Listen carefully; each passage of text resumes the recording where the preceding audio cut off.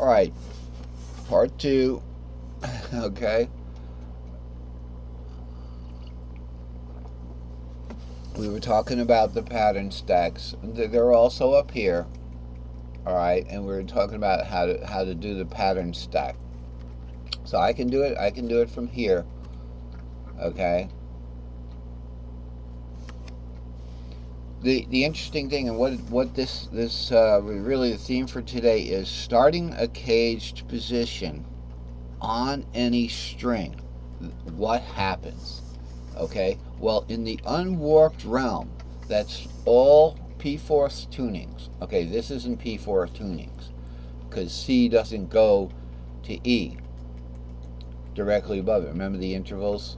C goes to F if it's P4, but when it's warped over the top two strings, what it is the diagram's warped to the right, but the strings are down tuned, so you have to compensate. Okay, so it's like if I had the piano and I was doing this, I was going like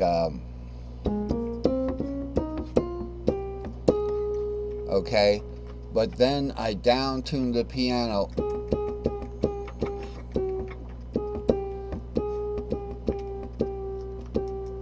Then I'd have to do the same sound, I'd have to play C sharp.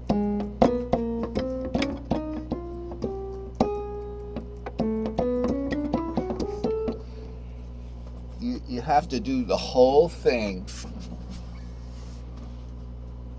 up one. So in piano it would go to C sharp, but luckily in guitar it's just go up one fret because the strings don't have the structure of the guitar keyboard. But this is a guitar that is for keyboard players, really. So I was a keyboard player before I was a guitar player. Although I started guitar really, gosh, back in like, 83. Okay, so what we got here is a pattern stack. Okay, so this is how, believe it or not, this is how these are the unworked building blocks, but I put letters there. Okay, because this is how you build a G. You build a G on the sixth. Okay, so the sixth of C is the A, right? So you would build a G shape, a G-shaped C. Okay, you can always tell the G because it's got the two R's. It's got the two roots that are straight up. It's right here. Here's the G, the two roots. So this is the G shape. Okay, it's 6 to the root, but it's a G-shaped C. Just imagine this thing is the root. Okay, the G shape starts on the 6th. Okay, that's something you have to know. All right, let's move on. Let's move on. Okay, we're at the end of the chart there, but and we're going to get to this very important stuff here. All right, where are we? Okay, so let's talk about what if you. I just wanted to finish this discussion here before. I think we're going to save for the third. For the third tape, we'll save the finale, which is what happens when you start the caged shapes from any string. It's very interesting because when you start the cage shape from any string without warping it, you just go up the pattern stack. Okay, take my word for it. So if I want to start the C shape from the 4th string, okay, so this would be where the 3 and the 3 are. Let's say this is your normal guitar here, but it's still not warped yet. I want to start that shape from this. If let's just say this is the 4th string. Now it's not the 3rd. It happens to be the 4th from the top, but we can call it whatever we want. Okay. All it would do is just go up the patterns. Okay, so it would be 3 to 6 to 2 to 5 to 7 to 3. 3 to 6 to 2 to 5 to 7 to 3. There'd be no there'd be no coping with the tuning warp. Okay, but over here on the warped fretboard, if we start the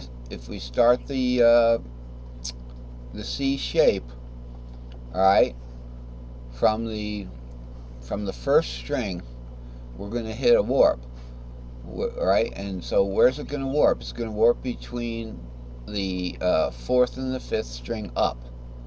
Some people would call that the second and the third string. I call it the fourth and the fifth string up. Okay, so it's 3, 5, 6R for the S2L, and then we start an S3S, right? 2, 3, 4, 5, 6. Then we warp to R2. Then we start an S3L. We go back after the warp. We go back to perfect fourth tuning for the last string. We go to 3, 4, and guess what that shape is? That is our C shape, because you got your root, you got your fifth, you got your third, and you got your root and fifth again. That's your C shape. Okay? It's out of tune, but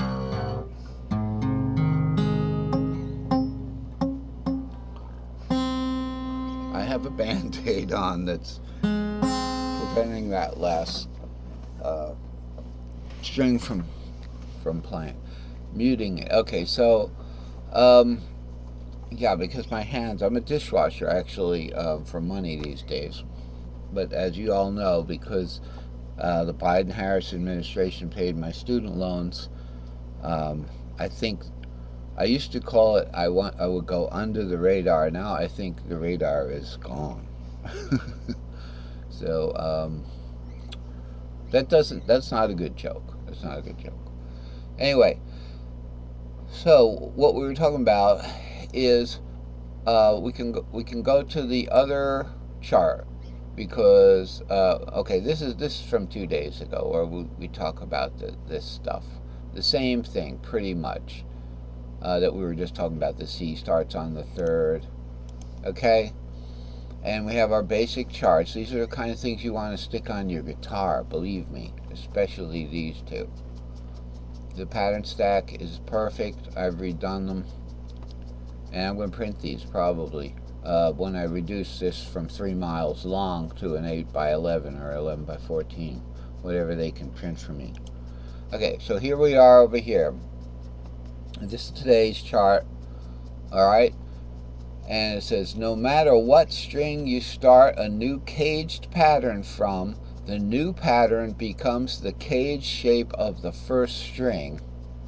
Okay, starting from any full 6-string caged pentatonic scale position, that's probably going to be diatonic included, but it's easier to identify. Do the pentatonic first. Do the pentatonic chords first, scales first. So a G-shaped C would be.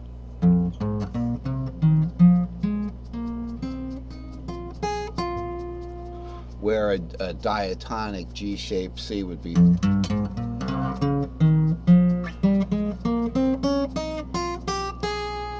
And we could break that down again into the patterns that was. All right, for the C, it's an S2L. You know, it actually starts. It should be starting on the G shape, right? The G shape. So it starts on the top of a 6-7R. See, sometimes you can get a little like slow about this. 6-7R is the top of an S2L. Then it goes into the top, the bottom of an S3L, S3S. And by the way, before I want to show you one thing quickly before we finish that discussion. Right down here, okay, where you would have the 6-7R, we just did this, okay? 6-7R is the bottom equals an S2L top. It's a fragment of the S2L. I call them frags, okay? And the 2, 3, 4 is the top. The top equals an S3S bottom. And notice these are the